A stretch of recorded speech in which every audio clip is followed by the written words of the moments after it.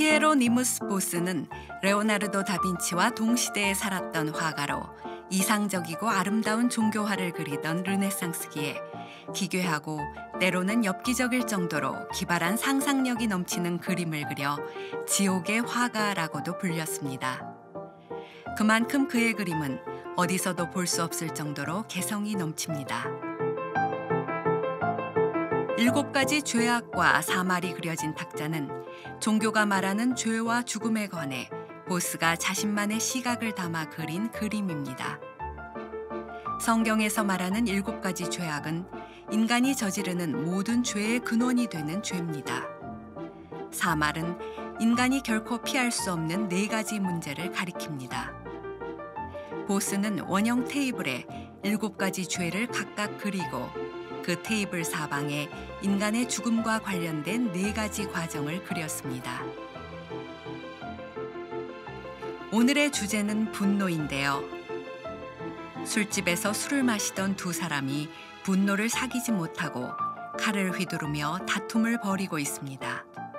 여인이 말리려고 해도 막무가내입니다.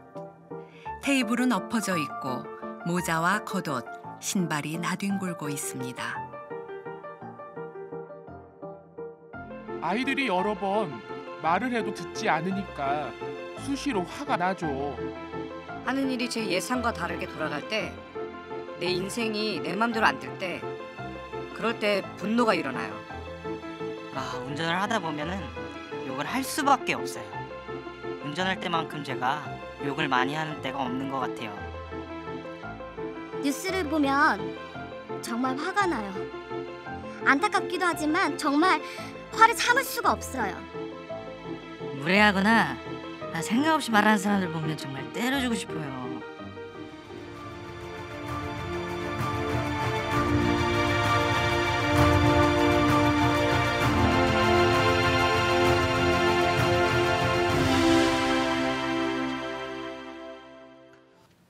내 사랑하는 형제들아, 너희가 알지니 사람마다 듣기는 속기하고 말하기는 더디하며 성내기도 더디하라. 사람이 성내는 것이 하나님의 의를 이루지 못함이라. 그러므로 모든 더러운 것과 넘치는 악을 내버리고 너희 영혼을 능히 구원할 바 마음에 심어진 말씀을 온유함으로 받으라. 이는 살아계신 하나님의 말씀입니다. 아멘. 오늘 분노를 다스리는 능력, 몇 주 전에 여러분들이 설문조사를 해봤죠? 설문조사 결과가 이렇게 나왔더라고요. 이 설교는 제가 미리 준비한 것인데 정말 기가 막히게 잘 맞는구나 생각하는 게, 여러분들이 어떤 죄에 대해서 제일 힘들어하는가, 관심이 있는가 그랬더니 36.6% 압도적으로 분노에 대한 관심사가 많았습니다. 그리고 약 70%의 사람들, 20대에서 40대에 있는 70%의 사람들이 이 분노의 문제를 가지고 힘들어하고 있는 것을 보게 되었습니다. 아마 여러분들에게 직접적으로 다가가는 그런 문제가 아닐까. 오늘 핵심은 우리가 어떻게 이 분노를 다스릴까 하는 것에 대한 문제입니다. 이 분노의 가장 큰 문제는 책임감 없이 우리의 분노를 표출한다는 겁니다. 그런데 분노를 표출하는 이러한 현상들은 오늘날에만 있었던 것이 아니라 신약 시대에도 구약 시대에도 동일하게 존재했던 것 같아요. 이런 방식입니다. 마치 바리새인들이, 율법학자들이 죄 있는 한 사람을 향하여 분노를 쏟아냅니다. 돌로 쳐서 죽이기도 합니다. 책임은 지지 않습니다. 그리고 분노를 쏟아냄으로 인하여 자기는 책임이 없다라는, 조금 더 극단적으로 이야기하면 쾌감을 느끼기도 합니다. 뉴욕타임즈의 팀 크레이터라고 하는 사람은 오늘날 이러한 현상을 가리켜서 분노 포르노라고 이렇게 표현을 하기도 했습니다. 책임지지 않는 싸구려 쾌락이라고 하는 말입니다. 그러면 우리들에게 찾아오는 분노는 언제 일어나는 것일까요? 한번 생각해 보세요. 우리들 마음대로 되지 않을 때, 우리들이 좌절할 때, 이게 좌절감으로 끝나는 것이 아니라 이게 분노로 표출되는 거죠. 오늘 우리가 읽었던 본문 말씀 19절에 화내기를 더디하라 이런 말씀이 있어요. 그러고 보니까 이 분노라고 하는 것은 다른 말로 이야기하면 서두르는 것과 연관이 되어 있다, 이렇게 연결지어 볼 수 있을 것 같아요. 어떤 일이 우리들에게 닥쳤을 때 우리들이 서두르는 일. 이번 설교 시리즈는 저희 교회 묵상팀에게 제가 먼저 이 원고와 성경 구절을 묵상팀에게 넘겨주고 묵상팀이 이 말씀을 가지고 묵상한 것을 저에게 가져와 봐라 그랬습니다. 이 말씀을 가지고 어떻게 묵상하는가? 그러니 평신도 중에 한 분이 이 말씀을 가지고 이런 묵상글을 보냈더라고요. 자식에 대한 분노였습니다. 사춘기 시절을 지나는 아들을 보며 화가 나는 겁니다. 엄마가 보기에 게으르고 거칠고 엄마를 존중하지도 않는 거죠. 그저 대개 사춘기 아이들의 표정은 걷는 것부터 똑바르지를 않습니다. 일단 삐딱해가지고 엄마를 부르는 것도 엄마 뭐 이렇게, 그죠? 아무튼 엄마가 보기에 얘가 도대체 왜 그런가. 그런데 엄마가 분노하는 이유를 보니까 이 아이를 바라보며 엄마가 너무 서두르고 있다는 거예요. 엄마의 모습대로 변화되지 않는 아들에 대한 서두름. 그러면서 하나님을 묵상하게 되었대요. 아, 지금까지 나를 참아주시고 인내해 주신 하나님을 생각하니 내가 이 아이를 위해 너무 서두르는구나. 그런 좋은 묵상을 했던 것 같아요. 19절에 노하기를 더디하며 라고 하는 말씀과 20절에 있는 성내는 것이 하나님의 의를 이루지 못함이라, 이 말씀이 연결되어 있는 것 같아요. 화를 내면 하나님의 뜻을 이루지 못합니다. 다시 말하면 화를 참고 인내하면 우리들에게서 하나님의 뜻을 이룰 수 있다는 말이기도 합니다. 요즘 정말 많이 쓰이는 말이 있어요. 분노 조절 장애라는 말입니다. 왜 우리들에게서 이 분노의 감정들이 일어나는가? 심리학자들의 정의에 의하면 분노를 내가 불공평하게 대우를 받았다고 느꼈을 때 내 속에서 일어나는 정서적인 반응이라는 겁니다. 분노는 어떻게 해요? 내 속에서 내가 불공평하다. 근데 이게 객관적인가요? 아니요, 지극히 주관적입니다. 다른 사람과 관계없이 내가 불공평하게 느꼈다라고 생각할 때 분노가 일어나는 겁니다. 자, 중요한 정의죠. 분노는 자기중심적인 감정이다라는 것을 우리들이 먼저 인정할 필요가 있습니다. 우리는 누군가에게서 모욕감을 느꼈을 때 분노합니다. 누가 나에게 험담했을 때이기도 하죠. 또 내 속에 있었던 소원과 기대가 무너졌을 때입니다. 아마 가만히 생각해 보세요. 여러분들이 오늘 예배 시간이 언제쯤 끝나리라 생각하고 오셨을 거예요. 근데 한 1, 2분, 5분까지는 참는데 10분쯤 지나가면 화가 나기 시작하겠죠. 오늘 10분 이상 늦을 겁니다. 미리 얘기하는 거예요. 자, 내 기대와 틀리다고 하는 것 때문에 우리들에게서 분노가 일어난다는 거예요. 또 분노는 학습된 반응이기도 하답니다. 성경에 보니까 잠언 22장 24절부터 25절에 노를 품는 자와 사귀지 말며 울분한 자와 동행하지 말지니 그의 행위를 본받아 내 영혼을 올무에 빠뜨릴까 두렵다. 화는, 분노는 전염성이 있기 때문에 화를 잘 내는 사람과 가까이 하는 것은 별로 도움이 되지 않는다. 성경은 또 우리들에게 이렇게 가르치고 있어요. 다시, 분노는 지극히 자기중심적인 감정이다라고 하는 것을 여러분들이 기억하시고 19절을 다시 봅니다. 내 사랑하는 형제들아, 너희가 알지니 사람마다 듣기는 속히 하고 말하기는 더디하며 성내기도 더디하라. 성경에서는 분노라고 하는 감정에 대해서는 자연스럽게 생각합니다. 그런데 분노가 일어나는 이유에 대해서는 틀리고, 더 중요한 것은 분노가 일어나는 것은 자연스러운 일이지만 이 분노가 행동으로 옮겨지는 것이 문제인 거죠. 행동으로 옮겨질 때 죄가 되는 거예요. 그래서 사도 바울은 분을 내어도 죄를 짓지 말며 해가 지도록 분을 품지 말라 그랬습니다. 자, 이해가 되세요? 자, 우리들에게 화가 나는 일이 있지만 이것으로 죄까지 연결하지 말 것이며, 화가 나는 이 분노를 밤에까지 가지고 가지 마라. 그러니까 화나는 것은 자연스럽지만 이것을 우리들이 해결해야 된다는 거예요. 자, 이제 분노가 우리들에게 일었을 때 우리는 어떤 반응을 보이는가? 일반적으로 심리학자들이 얘기하는 것인데, 가장 보편적인 반응은 뭐냐면 분노를 의식적으로 억제하는 거예요. 대부분의 정상적인 사람이라면, 교양이 있는 사람이라면 자기에게 일어나는 분노를 억제할 줄 압니다.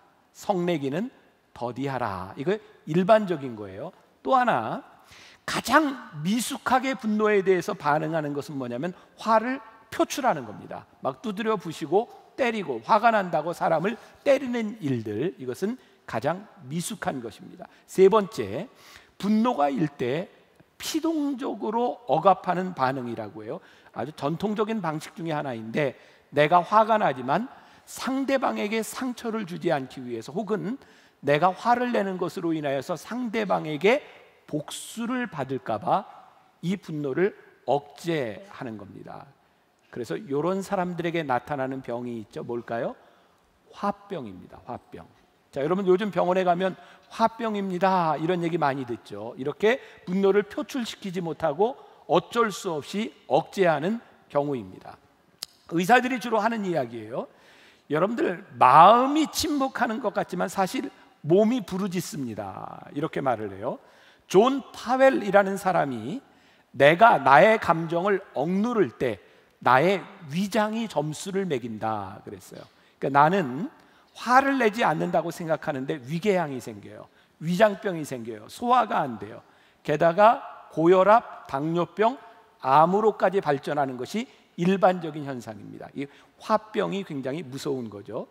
보험심사평가원에서 2011년부터 2016년까지 한의원에 간 환자들을 조사해 보니 화병으로 온 사람들이 지난 5년 동안 53%가 늘었다고 합니다.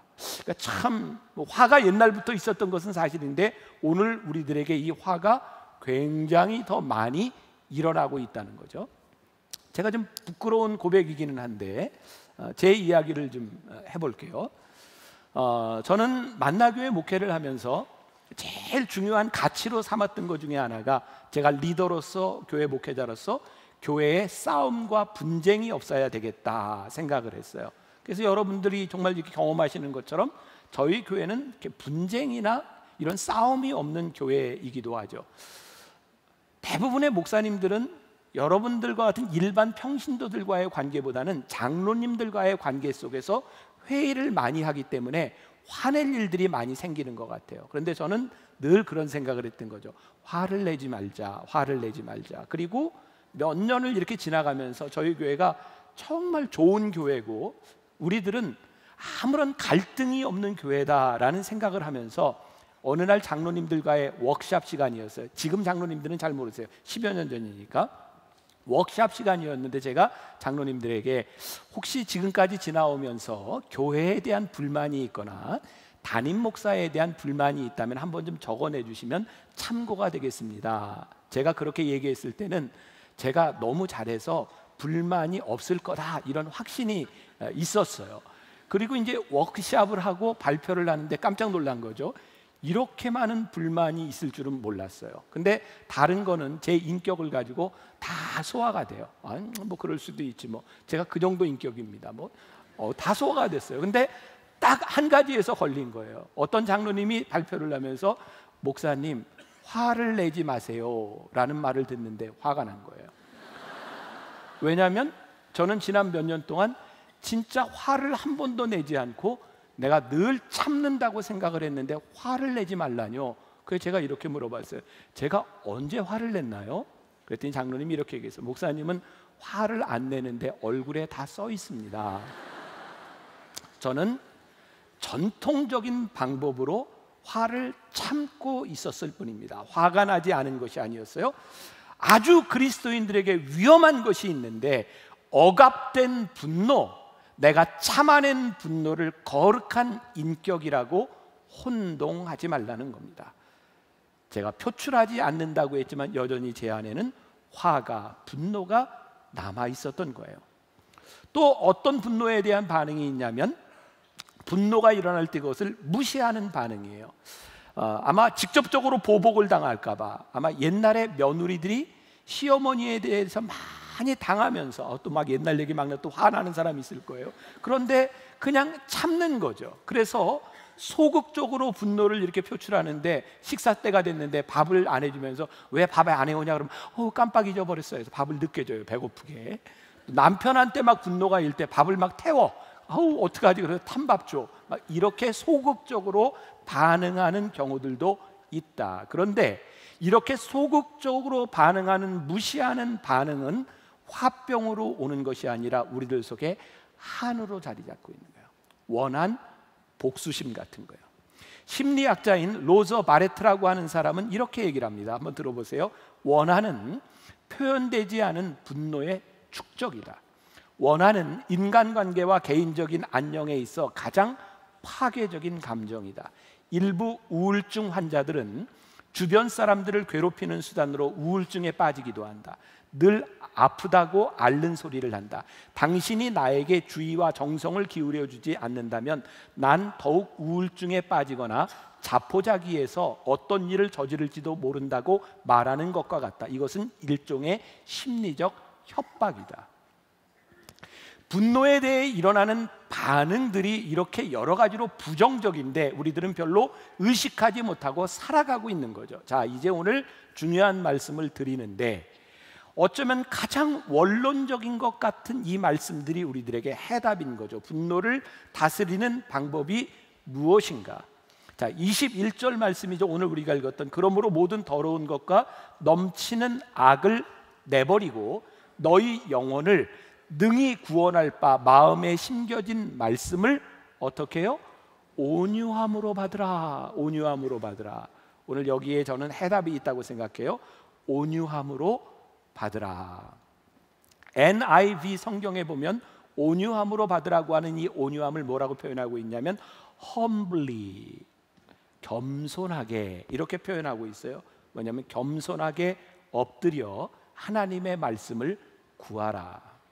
자, 지금까지 분노가 왜 일어나는지에 대한 이야기를 했어요. 계속 제가 이야기했죠. 이거 자기중심적인 감정이라고. 누군가 나에게 무엇라고 쏟아붓는 것뿐만 아니라 내가 불공평하다고 느끼는 것, 이건 unfair한 일이야 라고 느끼는 것, 이 모든 것들이 우리들에게 분노의 감정으로 일어나고 있는데 이 일들을 어떻게 받으라고요?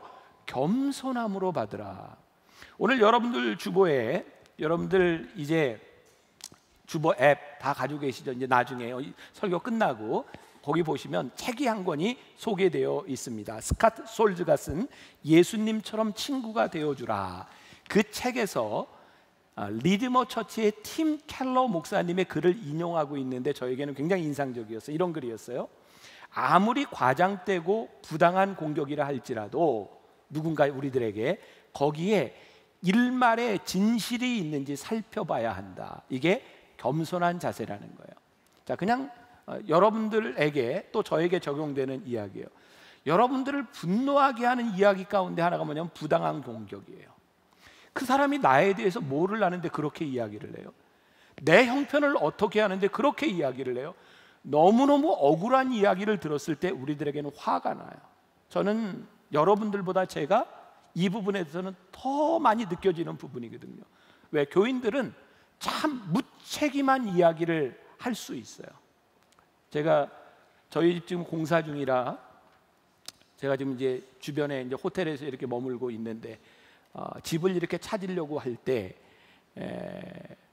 제 아내하고 저하고 아들하고 이렇게 앉아서 이야기하는데 그런 이야기를 했어요. 사람들이 분당의 집 가까이를 두고 제가 호텔에 들어가는 모습을 보면 사람들은 뭐라고 생각할까? 그랬더니 제 아들과 아내가 동시에 혹시 불륜? 근데 제가 그랬어요. No. 아무리 사람들이 내가 분당에 살면서 분당에 있는 아파트를 놔두고 호텔에 들어가는 걸 보며 불륜이라고 생각할까? 저는 그 별로 개연성이 없다. 근데 이런 말을 할 것 같다는 얘기를 아들이 하는 거예요. 그럼 부부싸움하고 혼자 집을 나왔나? 이런 이야기를 할 수 있다는 거죠. 다 개연성이 있는 거예요. 사람들은 자기 눈에 본 걸 가지고 그냥 이야기할 뿐입니다. 그냥 돌을 던져 누가 맞든 책임지지 않는 부당한 이야기들을 하는 거예요. 근데 그 이야기가 돌아서 들어온 거예요. 저는 얼마나 억울합니까? 여러분들에게 있어서 교회에서 열심히 사역을 하고 있는데 사람들은 우리의 형편을 아는 것이 아니라 그냥 자기의 눈에 보는 대로 돌아오는 이야기를 합니다. 분노가 생기는 겁니다. 그런데 이런 분노가 일어날 때 humbly, 온유하게 하나님 앞에 겸손하게 무릎을 꿇고 혹시 나에게 무슨 문제는 없는가 나를 돌아보라는 겁니다. 이 일은 우리의 감정으로 우리의 능력으로 되어질 수 있는 것이 아니라 우리들이 성령님 안에 있을 때 성령님의 지배를 받기 시작할 때 가능해질 수 있는 일이다. 예배소서 5장 18절에 보니까 성령의 충만함을 받으라 라고 말씀하고 있어요. 여러분, 우리들이 믿음으로 구원을 받는 것은 일회적인 사건이지만 구원받은 자로 성령 충만하게 살아가는 것은 매일매일 반복되어야 되는 일들입니다. 우리가 구원을 받은 백성이지만 분노하고 우리의 분노를 해결하지 못하는 이유는 우리들이 성령님과 무관하게 살아가고 있기 때문이에요. 토레이 신부님은 이런 이야기를 했어요. 하나님, 제가 성령 충만하다고 느끼지 못할 때는 함부로 말하지 않도록 도와주십시오. 성령 충만하지 않을 때 말하면 실언이 되고 싶고 사람들에게 상처를 주기도 쉽사오니 성령 충만하지 않을 때는 저에게 말을 하지 않도록 도와주십시오. 분노의 감정이 우리들에게 일어날 때 온유하게, 아니 humbly, 하나님 앞에 겸손하게 엎드려 하나님이 우리들에게 말씀하시는 것이 무엇인지 들어야 하는 이유는 무엇인가? 요한복음 14장 26절에 보니까 성령님이 하시는 일에 대하여 명확하게 나와 있는 거죠. 같이 봉독해 볼까요? 보혜사 곧 아버지께서 내 이름으로 보내실 성령, 그가 너희에게 모든 것을 가르치고 내가 너희에게 말한 모든 것을 어떻게 생각나게 하시리라. 그러니까 성령님이 우리들 안에 들어오셨을 때의 분노 가운데 우리들이 무엇을 생각하고 어떻게 해야 할지 지침과 깨달음을 주신다. 원론적이지만 가장 중요하다는 말씀을 드렸습니다. 이거 우리들이 회복해야 될 부분이기도 하죠. 오래전 어떤 신문에 실린 기사입니다. 어떤 신학생이 도둑질을 하다 걸렸어요. 경찰에서 이 도둑질한 사람을 조사하다 보니 신학대학생이라고 하는 것을 알게 되었고, 왜 신학대학생이 이런 일을 했느냐 그랬더니 신학대학생이 이렇게 대답을 한 거였어요. 제가 너무너무 어려워서 제가 돈을 보는 순간 다른 생각이 하나도 나지 않았습니다. 단지 돈을 훔쳐야겠다는 생각밖에 나지 않았습니다. 누구의 지배를 받았어요? 자기 감정과 형편의 지배를 받은 거예요. 혹시 여러분들 기억하세요? 오래전에 제가 한 이야기인데, 제가 미국에 10여 년 전이죠. 버지니아의 어떤 작은 교회를 갔을 때 그 교회 목사님이 저에게 그랬어요. 목사님, 이 교회가 얼마나 유명한 교회인지 압니까? 모르겠다고 그랬더니, 목사님, 이 교회가요 오래전 미국의 뉴스에도 나왔고 우리나라 뉴스에도 나왔던 일입니다.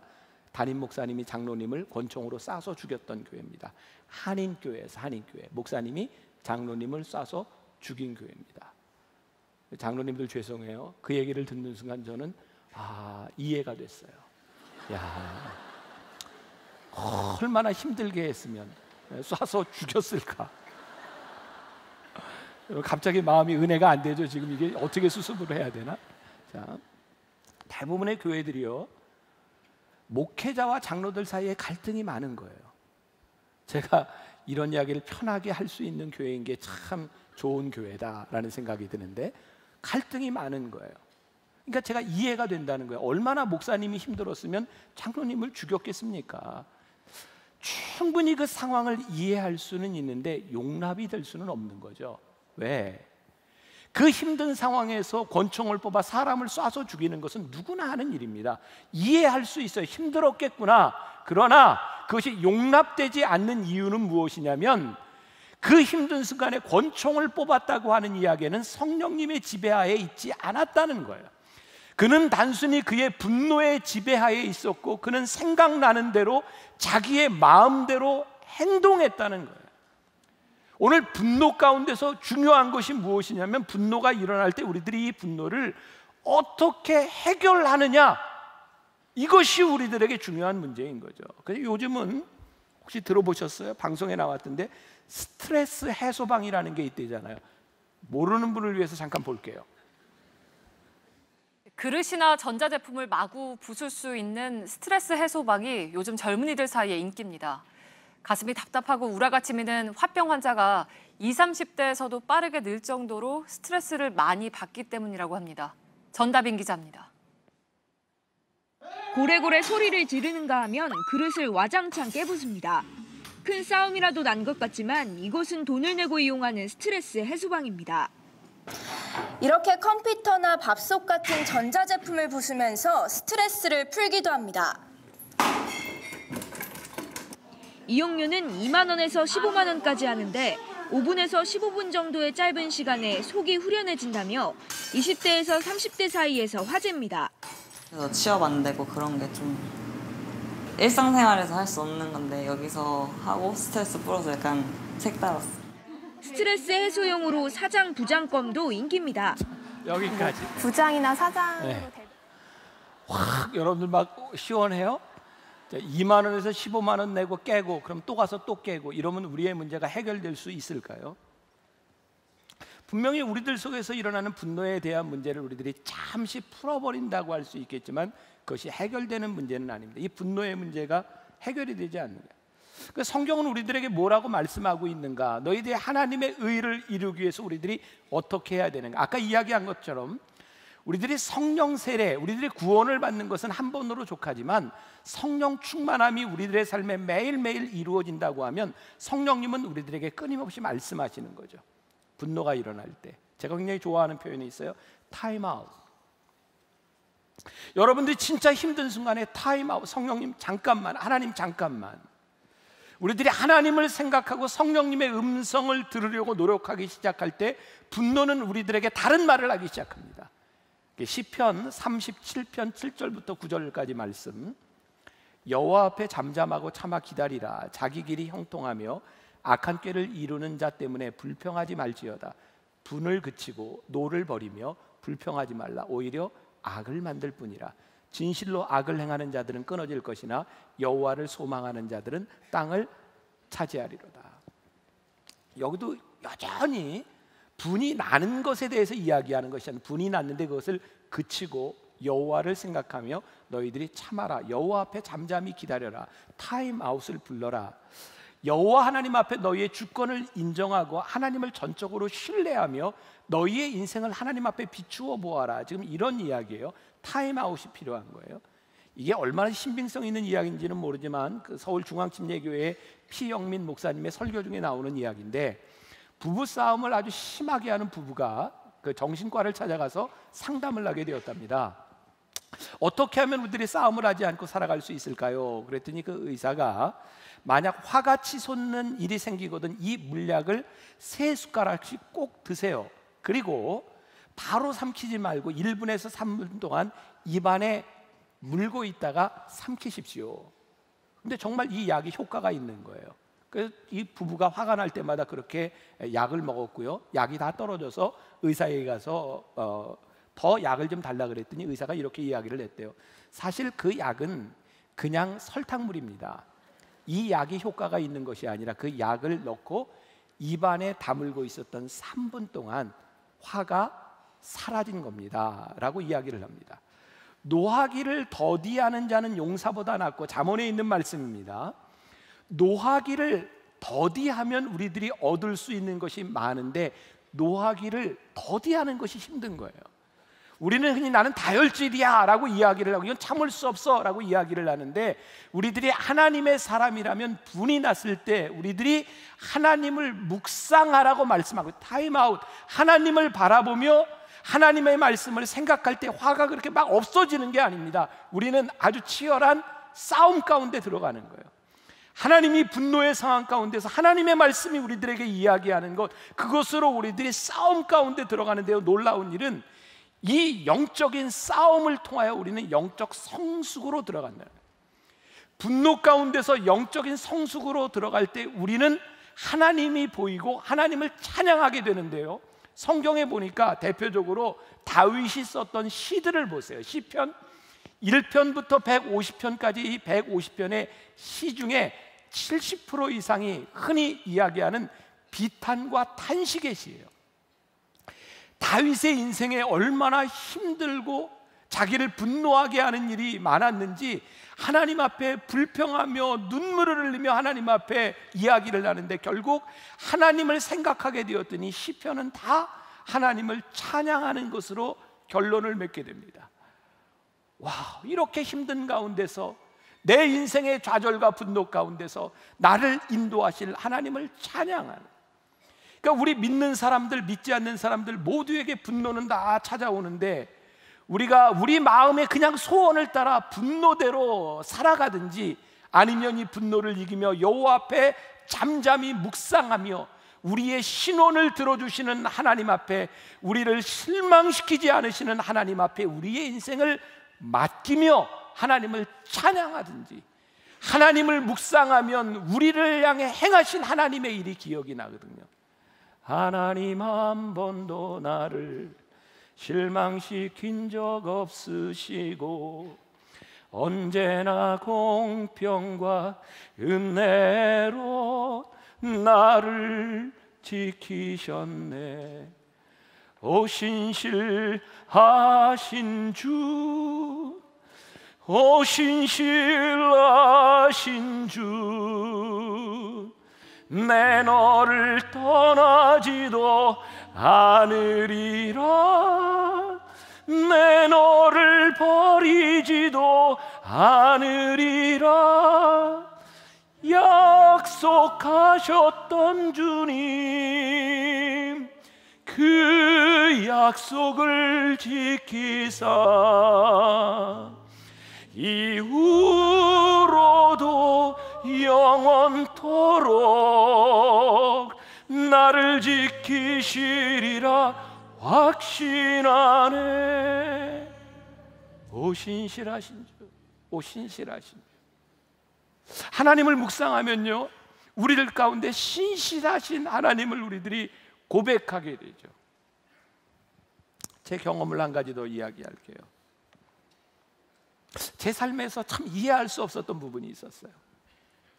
저 은혜 받고 진짜 열심히 사역하면서, 진짜 우리가 그런 표현 써요. 목숨 걸고. 저는 군목 시절에 은혜를 받았기 때문에 그렇게 늦은 나이는 않았지만 시간이 너무 아까워서 열심히 사역했거든요. 제가 군목이었으니까 병사들 한 명이라도 더 만나서 상담하고 어떻게 내가 위로해 줄 수 있을까. 그래서 교회 앞에 병사들과의 그 관계 형성을 위해서 제가 농구장을 만들었어요. 지금은 그게 거의 불가능한 일이지만 30년 전에 그게 가능했어요. 제가 군수과에 찾아가서 남는 시멘트 있으면 좀 달라고 해서 그 전방에 시멘트로 이렇게 탁 만든 농구장 만들고, 농구 골대를 어디서 구해요? 전방에 있는 철책들이 있어요. 남은 거 뽑아다가 이렇게 만들어 놓고, 그리고 농구하면서 병사들하고 참 열심히 이렇게 제가 운동하고 상담하고 그럴 때였는데, 아니 세상에 그렇게 열심히 하는 저에게요, 농구 제가 이제 슛하고 내려오는데 한 병사가 툭 건드린 것 때문에 한 10개월 고생을 했어요. 허리를 다쳤어요. 허리 수술을 해야 되는 상황이었죠. 참, 지금도 잊지 못해요. 저희 교회 대대장 부인 여선교회 회장이었는데 수술을 기다리며 이렇게 누워 있는데 그분이 저에게 와서, 목사님 올해는 참 목사님 재수가 없네요. 여선교회 회장이 저한테 재수 없다는 얘기를 했어요. 왜 이렇게 허리를 다쳐서. 근데 저는요, 그때 허리를 수술하려고 결정할 때 군대에서 그랬거든요. 1년밖에 군 생활이 남지 않았는데 허리 수술을 하고 뭘 해요. 그러니까 그냥 의가사 제대를 해도 된대요. 근데 제 마음에 은혜를 받고 났더니 제 삶에 일어난 일들 가운데는 이유가 있겠다는 생각이 있었고요. 1년 먼저 제대해서 뭐예요. 그래서 제가 군대 요청했어요. 혹시라도 제가 수술을 하고 일반 군대에서는 이제 군목 활동을 못 하겠지만 병원으로 보내주면 제가 환자들과 함께 1년을 더 보내겠다고. 그랬더니 대전 통합병원으로 저를 보내줬어요. 그리고 수술을 했어요. 얼마 전에 제가 수술한 얘기했죠. 기억나세요? 사람이 이렇게 전신 마취도 안 해보고 인생을 얘기하자 마라. 기억나시죠? 제가 이제 마취에서 다 깨어나는데 진짜 뭐 그때 뭐 발가락 움직이고 이러는 것은 뭐 제가 재밌게 한 이야기고, 제 마음에요, 처음 그 통증 가운데서 하나님께 고백한 게 뭐냐면, 하나님 감사합니다. 하나님 너무 감사합니다. 왜냐하면 제가 군대 병원으로 가기로 결정을 하고 수술을 받는 그 과정 가운데서 하나님, 제가 이제 병원에 가면 진짜 목회할 수 있을 것 같아요. 제가 군대 가서요, 아침마다 병원 그 환자 그 차트 수술하는 그 목록을 가지고 새벽 예배를 마치면 병실에 가서 기도하는 거예요. 근데 다 크리스찬도 아닌데 뭐 기도받는 걸 다 좋아하겠습니까? 제가 지금도 잊지 못해요. 한 환자가요, 맞아가지고 하악골절로 입을 못 움직이는 상태에서 이렇게 들어왔는데 제가 오늘 너 수술하지, 내가 기도해 줄까? 그랬더니 기도 안 받아요 그러더라고요. 근데 일부러 그런 건 아닌데 더 이제 입을 안 벗는데요. 그래서 제가 나도 여기 오기 전에 전신 마취하고 수술했거든. 너를 위해 내가 기도해 줄게. 그랬더니 그럼 기도해 주세요. 제가 그 과정을 지나면서 무엇을 느꼈는지 아세요? 하나님, 제가 이렇게 열심히 하는데 왜 나에게 기대하지 않았던 일이 일어나요? 하나님, 이건 아닌 것 같아요. 이런 고난은, 이런 일은 아닌 것 같아요. 그런데 깨닫게 된 것이 뭐냐면 그 일을 통해서도 하나님은 나를 여전히 다듬어가고 계시고 내 인생에 대한 계획이 있고 하나님의 관점으로 제 삶을 보기 시작하는 거예요. 우리 성령님의 인도하심을 받는다고 하는 것은 우리들의 삶에 하나님의 관점으로 우리의 인생을 보는 것이 아닐까요? 제가 말씀을 준비하며 읽었던 어떤 책 가운데 월남전에 포로로 잡혀있던 사람들 중에 두 부류가 있다는 거예요. 하나는 이 포로로 잡혀진 것을 원망하며 분노 가운데 죽어가는 사람들이 있는 거예요. 분노가 생기면 쉽게 죽습니다. 그런데 그 중에 그 포로로 있었던 사람 중에 어떤 사람이 있냐면 그 포로로 있는 동안 막대기에 줄을 메고 기타 치는 법을 7년 동안 연습하고 나와서 기타 연주가가 된 사람이 있고요. 포로로 있는 동안 하루도 쉬지 않고 푸시업이라고 하죠. 이거 연습을 해서 나와서 기네스 기록을 세웁니다. 한 번에 쉬지 않고 4,500번 기록을 세운 사람이 나왔고요. 공군 대령이었던 조지 훌이라고 하는 사람은 7년 동안 수용 생활 가운데 할 수 있는 일이 무엇인가 해서 나뭇가지를 가지고 그냥 골프 연습을 했는데요, 포로에 풀려난 지 일주일 만에 뉴올리언스 골프 토너먼트에서 우승을 합니다. 어떤 사람은요, 이 수용소에 다국적 군인들이 있으니까 5년여 동안 거기에 있는 동안 불어와 한국어와 스페인어와 중국어를 능통하게 구사하게 돼서 취직을 하기도 합니다. 여러분, 우리가 잘 알고 있는 악동 뮤지션 있잖아요. K-팝 스타에 나왔던 악동 뮤지션, 이 친구들이 그런 이야기를 해요. 몽골에 선교사라가 있는 부모님이 우리들을 교육시킬 돈이 없었습니다. 그래서 우리는 학교에 가지 못하고 기타를 가지고 놀다 보니 악동 뮤지션이 됐습니다. 여러분, 우리를 분노하게 하는 일들, 우리들에게 일어나는 상황들 가운데서 하나님이 우리들에게 뭐라고 말씀하세요? 하나님의 관점으로, 우리를 향한 하나님의 눈으로 우리의 인생을 바라보며 humbly, 겸손하게 우리에게 일어나는 일들을 보라는 거예요. 그것이 그렇게 분노할 만한 일인지, 하나님 앞에 우리의 인생을 맡겨야 될 일인지. 이철환 씨가 연탄길이라고 하는 책을 썼잖아요. 이게 3권에 나오는 이야기, 새로 나온 책에 나오는 글인데요, 사회복지과에서 근무하는 한 사람이 출근을 하려고 겨울에 이렇게 육교를 올라가는데 어떤 할아버지가 그 추운데 육교의 빙판길을 이렇게 치우고 있는 거예요. 이 사회복지과 직원이 묻습니다. 할아버지 힘들지 않으세요? 아니, 괜찮아요. 힘들지 않으세요? 아, 내 기쁨이에요. 그러면서 하는 이야기가, 사실은 3년 전에 내 아들이 이 육교에서 넘어져서 머리를 다쳐서 3년째 의식이 없이 집안에 누워 있어요. 나는 아들을 생각하면서 눈이 오면 얼음이 온 이 육교를 매일 이렇게 치우는데 혹시라도 내 아들 같은 사람이 생길까봐, 다칠까봐 이것을 치우고 있는데, 내가 이것마저 할 수 없다면 나는 참지 못할 텐데, 나는 하나하나 얼음과 이 눈을 떼어내면서 내 마음에 있는 아픔도 떼어내고 있노라고. 그래서 누군가 다치지 않도록 나는 여기에서 눈을 치우고 있노라고. 우리들에게는 두 가지의 분노에 대한 두 가지 반응이 있는 것 같아요.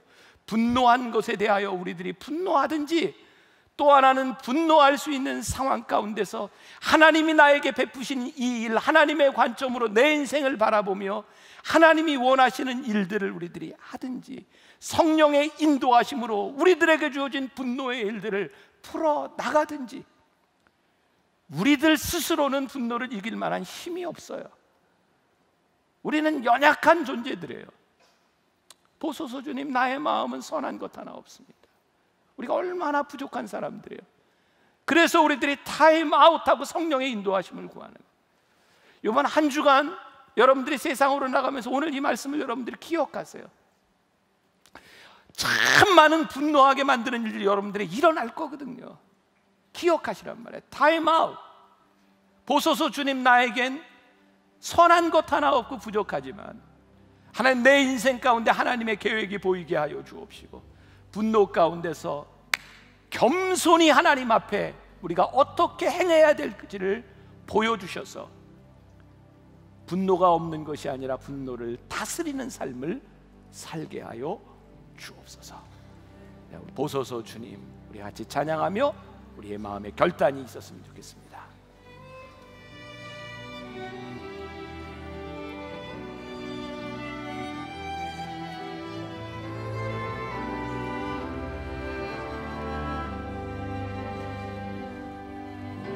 보소서 주님, 나의 마음을 선한 것 하나 없습니다. 그러나 내 모든 것 주께 드립니다. 사랑으로 안으시고 보소서 주님, 나의 마음을 선한 것 하나 없습니다. 그러나 내 모든 것 주께 드립니다. 사랑으로 안으시고 날 새롭게 하소서. 주님 마음 내게 주소서.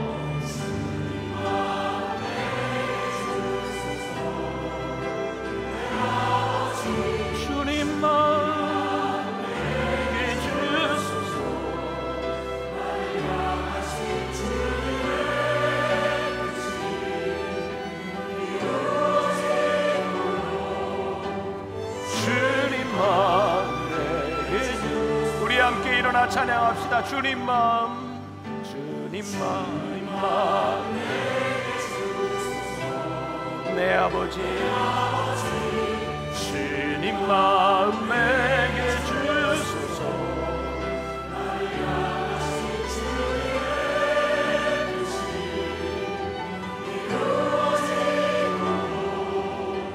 주님 마음 내게, 주님 마음 내게 주소서.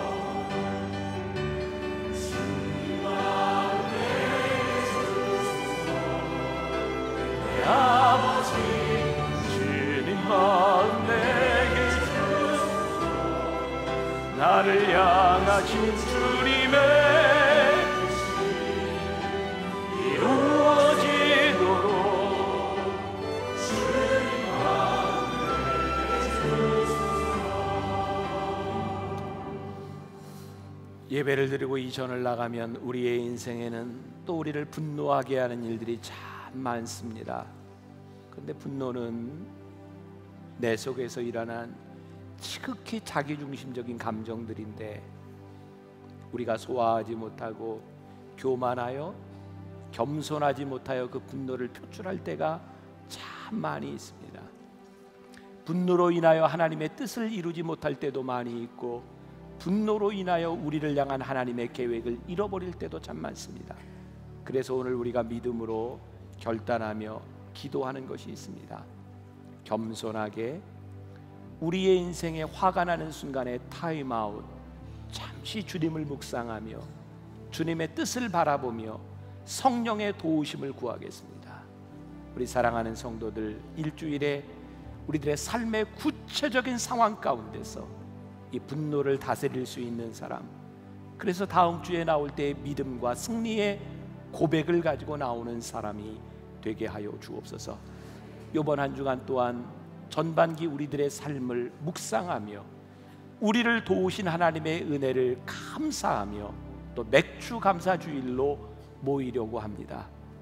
정말 아름다운 감사와 믿음의 고백과 또 다음 후반기를 향한 우리의 기대를 가지고 모이게 하여 주옵시고 또 이 땅 위에 세워주신 이 나라와 이 민족 많은 군의 백성들, 병사들 우리가 위하여 기도하며 또 하나님 앞에 나아가는 한 주간이 되게 하여 주옵소서. 지금은 우리 주 예수 그리스도의 은혜와 하나님 아버지의 무한하신 사랑과 성령의 인도하심이 분노할 수 있으나 분노에 지는 사람들이 아니라 분노를 다스리는 능력을 가지고 나가기를 소원하는 당신의 사랑하는 모든 백성들 위해 지금부터 영원까지 함께 하시기를 간절히 축원하옵나이다. 아멘.